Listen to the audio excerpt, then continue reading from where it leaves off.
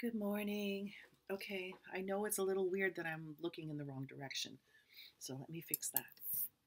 Nope, wrong way. Okay, I'm going to look over here. I wanted to talk about compassion a little bit more, and I'm sick, so please excuse me when I cough. Like right now. And compassion, we have to think about what is it?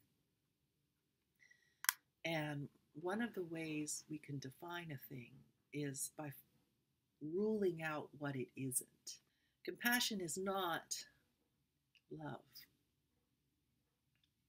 and compassion is not pity. It's not those two things. And but it's related. It's related.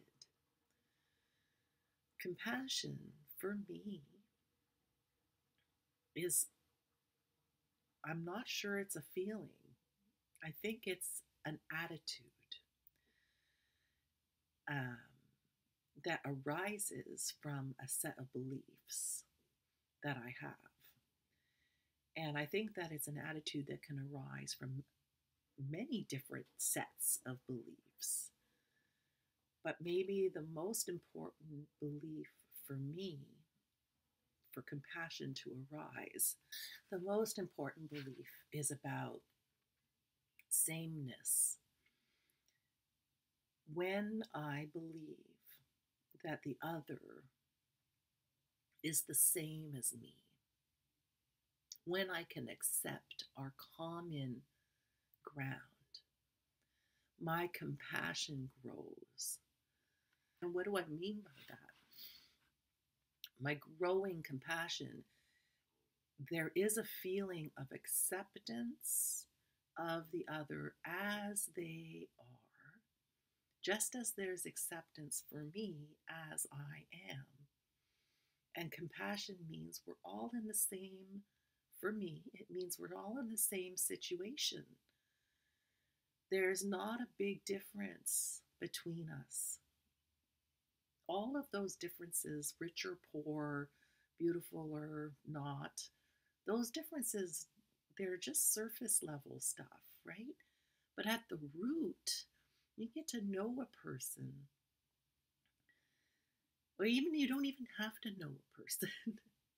At the root, if you believe the way I believe, and many others believe, that we're all caught in the same cycle of death and rebirth, and death and rebirth, and death and rebirth, the same cyclical existence, the compassion, it's akin to pity, but it's not sad. It's more like mercy. There's a desire to help, there's a desire to soothe, there's a desire to set right, you know? Thich Nhat Hanh said in one of his writings that if you know how to suffer, you suffer less. And for me, my compassion is really awakened, and I feel that impulse to help when I see suffering that's kind of unnecessary, you know? And at the root of it all suffering is unnecessary because at any moment we can let it go. You don't have to suffer. For example, I'm sick and it's painful. And it occurred to me, actually, I don't have to feel all of that pain. I can let it go. So I took a medication because that's how I deal with physical pain, you know. Sometimes I deal with physical pain by calming myself, like when I have stress and then muscle cramps and all that stuff. Calming myself is better than taking medication. But honestly, there are remedies All right. And that's what Buddha taught us. There are remedies for suffering. It's called the Four Noble Truths and the Eightfold Path. We don't have to suffer the way we do. So when I see that suffering, I want to help. You know, my cat, we euthanized our cat this weekend because he was in congestive heart failure. And we could have made the choice based on logic and expense to just let him pass away naturally. And that is a valid choice that people make. Some people don't have the funds. Some people have the funds but they're prioritized elsewhere. And rightly so, for good reason. But we had the funds, and we didn't want him to suffer. Passing away naturally from congestive heart failure is not a painless process, you know? And so we held him and loved him and gave him last pats, and he purred. And he was euthanized, and it was a peaceful and calm death. And it cost us money to do, but it didn't cost us anything else. And it was an easy choice for us to make.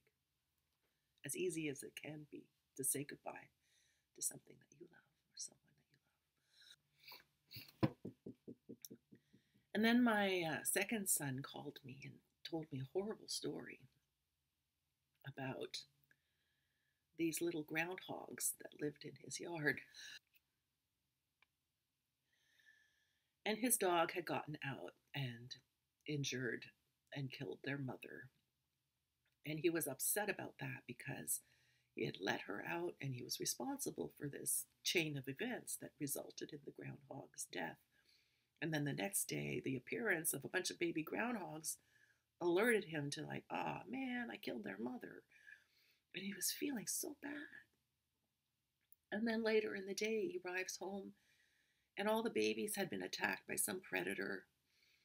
And they were really mutilated and half eaten. And it was really awful. It was just terrible. Terrible to see. And normally, he's a very stoic man. He doesn't show his feelings. He's so good at swallowing his feelings, and this is something he was born with, that he believes that he doesn't have feelings at times. He has that belief. But this was such a horrible thing to see that it welled up in him. Compassion, not just guilt and sorrow, you know, but real compassion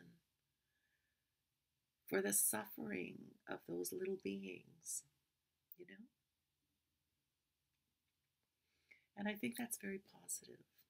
It's a horrible situation, awful to see, but so positive that his natural reaction was to cry and to grieve. And so he buried them and put a little cross. And he's moving, so he's not going to be seeing the situation or the reminders of the situation. But I think this is something that's going to stay with him for a long time. And my compassion for my son is awakened. And it's hard for me to see him. My sympathy is awakened, but my compassion's awakened at the same time. They're not the same thing. So my sympathy is that, oh, I feel your pain, you know, and I can understand your pain. But my compassion is actually very joyful because it is proof. It is proof that he has those feelings. They're in there and that he's learning to express them. Just so you know, he's an adult, right? It's my second son is like 30. I can't remember how old he is all the time, but I think he's 30 now. All right. So compassion, it's not pity, it's not sorrow, it's not love, it's not infatuation, obviously. It's not any of those things. It's not even devotion. But it is deeper than those things. It is an awareness that we all live and die. We're all in the same boat. For me, at least. I'm going to think more about compassion. It moves me, you know? It moves me to do better. Okay, guys, that's it for today. I am going to cough some more and rest.